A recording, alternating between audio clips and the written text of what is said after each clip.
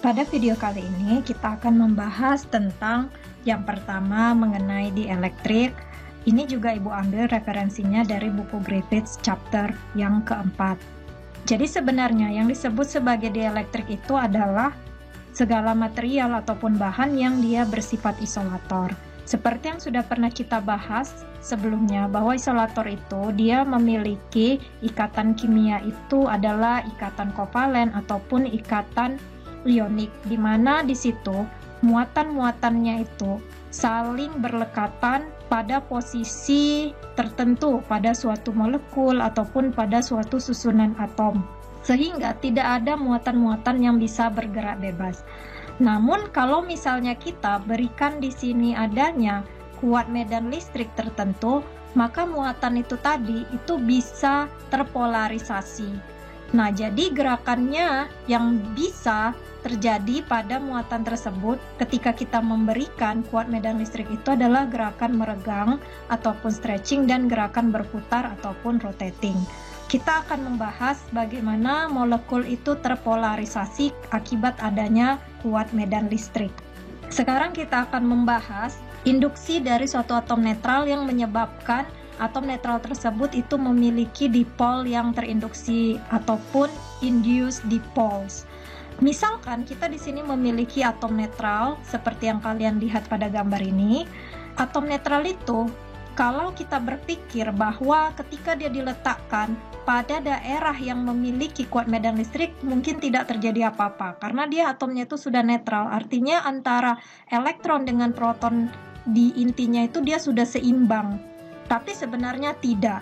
Jadi kalau misalnya ada atom netral kita letakkan di bawah pengaruh kuat medan listrik, kalau saja kuat medan listriknya itu tidak terlalu besar, maka atom itu bisa terpolarisasi. Maksudnya terpolarisasi itu seperti apa? Maksudnya di sini adalah bahwa inti dari atom tersebut yang di dalamnya ada muatan positif ataupun proton itu akan bergerak meregang dari atom tersebut menuju arah kuat medan listrik. Tapi ini nggak bergerak jauh ya, tapi dia hanya meregang sedikit saja. Dengan arahnya itu, arah peregangannya itu dia mengikuti arah si kuat medan listrik. Begitu juga dengan si elektron, dia juga akan meregang dengan arah itu menjauhi kuat medan listrik. Sehingga antara elektron dengan proton tadi ini hubungannya yang tadinya itu tarik-menarik membentuk atom, itu agak sedikit terjadi pengkutuban yang kita sebut sebagai terpolarisasi. Jadi kira-kira seperti ini kalau diilustrasikan supaya kalian lebih jelas. Tapi bentuk atom tetap saja dia tetap lingkaran karena polarisasinya ini kalau E-nya tidak terlalu besar maka ini tidak terlalu mengubah bentuk dari si atom. Tapi dalam penggambarannya di sini Bu buat dia agak menjauh seperti ini agar kalian paham. Di sini kalian bisa lihat, ini kan artinya kita membentuk pasangan muatan yang terdiri dari muatan positif dan muatan negatif yang sama besar. Kalau kalian ingat lagi pelajaran kimia bahwa muatan elektron dengan muatan proton itu dia sama dan tanda muatannya saja yang berbeda. Artinya kita di sini membentuk suatu dipol listrik yang kecil. Atom yang tadinya netral itu sekarang menjadi suatu dipol listrik, di mana dia punya kutub positif dan kutub negatif. Bahkan jika E yang diberikan ke dalam atom ini itu cukup besar, maka atom netral ini justru akan terionisasi. Maksud ionisasinya di situ apa? Maksudnya itu adalah elektronnya ini itu akan lepas sehingga atomnya ini kekurangan elektron.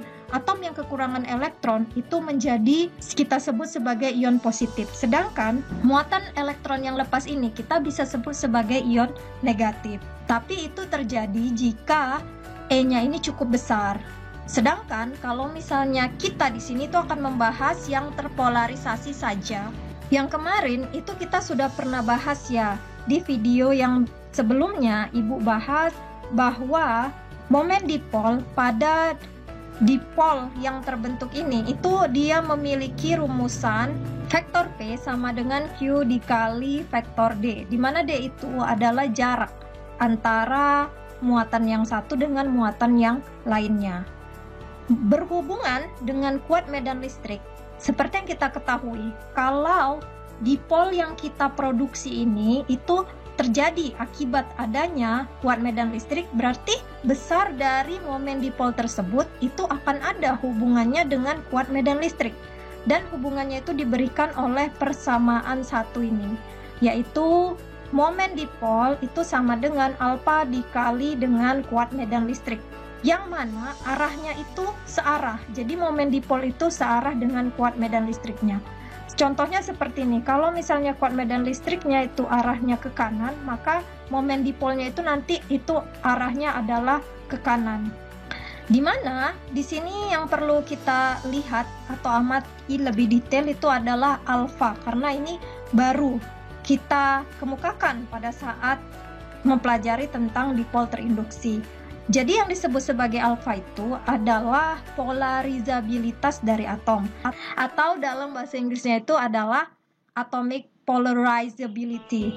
Jadi besarnya itu sudah ditentukan berdasarkan hasil eksperimen pada beberapa atom dan juga ada pada beberapa molekul, dan itu adalah hasil eksperimen. Kenapa? Karena dia itu bergantung bahannya, sehingga kalau misalnya bahannya yang berbeda seperti kalian perhatikan di sini, maka dia akan memiliki polarizabilitas atom yang juga berbeda.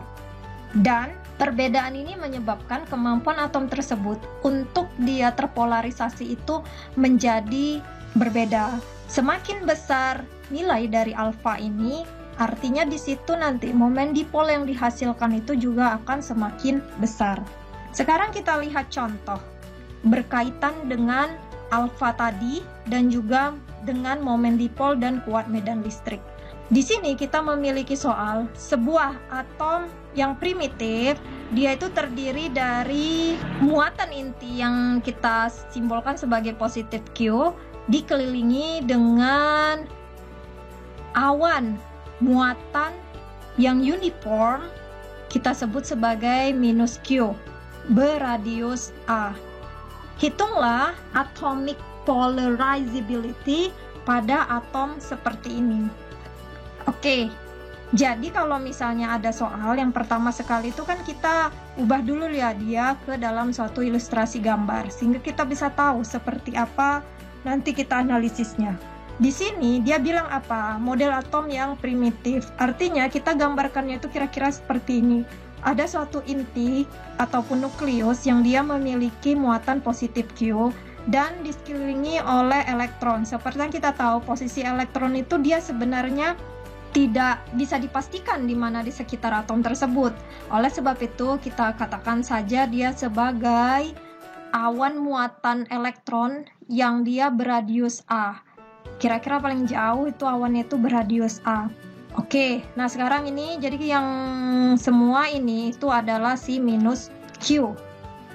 Sebelum terpolarisasi, maka beginilah keadaannya. Seperti biasa, karena ini adalah model atom yang primitif.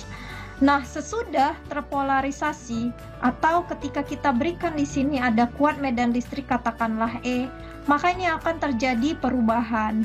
Seperti yang kalian lihat pada gambar yang berikutnya, di sini kuat medan listriknya itu tidak cukup besar ya, sehingga tidak mengakibatkan ionisasi. Dan ingat, meskipun terjadi perenggangan dari si muatan atomnya atau positif Q-nya, tapi itu tidak menyebabkan perubahan bentuk dari si atom sendiri. Jadi atomnya itu kita ilustrasikan dia masih dalam berbentuk bola sama seperti di awal. Yang berbeda apa? Yang berbeda adalah terjadinya peregangan antara positif Q dengan negatif Q. Di sini positif Q itu berpindah atau meregang searah dengan si kuat medan listrik. Kalau kalian perhatikan nih arahnya, tanda panahnya itu sama.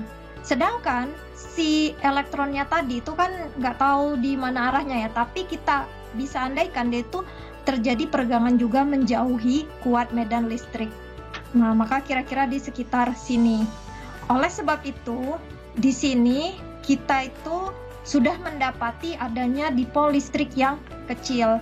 Kalau misalkan pada keadaan setimbang, itu ternyata nukleusnya ataupun positif Q-nya itu terletak pada jarak D dari pusat atom, atau kalau kita gambarkan seperti ini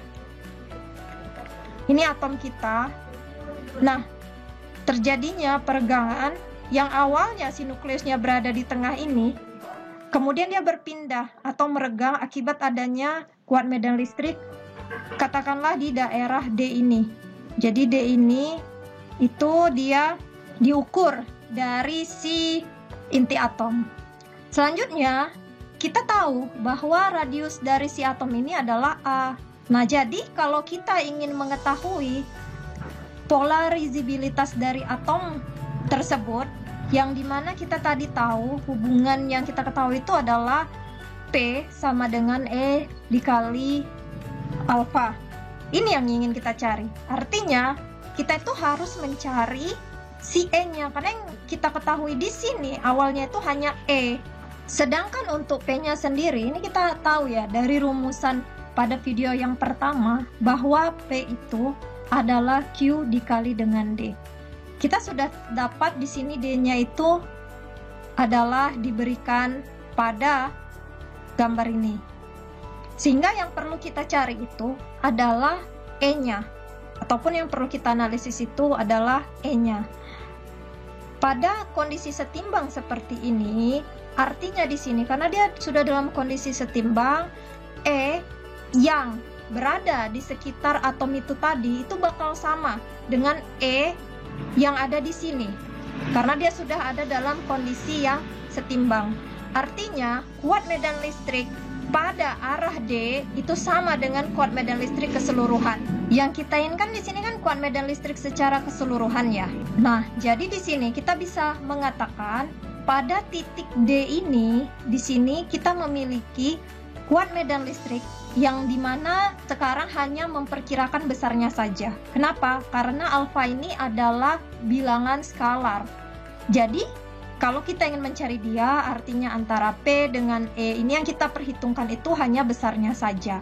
Kembali lagi, pada titik ini, itu kita memiliki bahwa ini kuat medan listrik eksternalnya itu sama dengan kuat medan listrik di titik ini ketika si positif Q-nya atau inti atomnya itu sudah berpindah ke titik D tersebut. Dan ini besarnya adalah D per A dikali kuat medan listrik yang eksternal. Bu, kenapa ini D per A? Kalau kalian perhatikan dia kira-kira seperti ini ya. Di sini adalah A, di sini adalah D. Ketika keseluruhannya ini itu adalah E, artinya kalau kita hanya mencari di titik ini, itu kan berarti D per A dikali dengan E tersebut. Ingat, E itu di sini hubungannya itu kalau muatan titik, ingat ya kalau muatan titik E itu ada hubungannya dengan jarak. Seperti yang Ibu tuliskan ini ada hubungannya dengan jarak. Artinya, walaupun Ibu katakan pada kondisi setimbang yang di sini bakal sama dimanapun, dan di sini juga, tapi jaraknya itu menentukan. Jadi jaraknya di situ adalah D per A. Oleh sebab itu, E yang ada di titik D itu adalah D per A-nya dari E keseluruhan.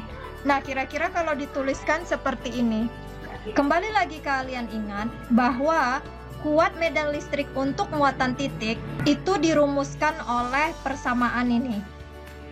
Dan yang kita cari itu adalah D per A-nya dari ini. Oleh sebab itu, kita sekarang mendapati bahwa kuat medan listrik di titik D tersebut itu adalah Q kali D per 4pi epsilon 0 A pangkat 3. Di mana Q kali D, balik lagi ke video awal, itu adalah momen dipol. Oleh sebab itu, ini bisa kita ganti dengan P. Oke, sehingga hasilnya seperti ini. Jadi pada titik D tersebut, yang dia sama dengan E eksternal, itu adalah 1/4pi epsilon 0 A pangkat 3 dikali dengan P. Yang ingin kita cari itu adalah alfa. Oleh sebab itu, kita tuliskan kembali di sini bahwa P sama dengan alfa kali E. Ini Ibu sengaja tidak menuliskan dalam bentuk vektor karena dia yang kita inginkan itu adalah skalar. Ini kita tinggal balik aja. Kita tinggal balik bahwa sekarang si P adalah, ini ruas yang ini kita pindahkan. 4pi epsilon 0 A pangkat 3 dikali dengan E. Oke, dan didapatkanlah hasilnya bahwa sekarang inilah dia si alfanya tersebut. Dan terjawablah soalan kita bahwa alfa itu adalah 4pi epsilon 0 A pangkat 3. Di sini bisa kita simpulkan bahwa ketika kita ingin menghitung nilai dari alfa tersebut, apa yang harus kita pertimbangkan? Yang harus kita pertimbangkan itu adalah kuat medan listriknya. Satu, dia muatannya kan ini berbentuk titik ya. Jadi kita pakai rumusan yang kuat medan listrik untuk titik. Dan setelah itu kita harus kembali lagi. Atom netral yang sudah terpolarisasi itu membentuk dipol. Kalau membentuk dipol, dia ada momen dipol. Momen dipolnya itu yang ini. Jadi, kita tinggal memasukkan dua rumusan ini untuk mendapatkan alfanya.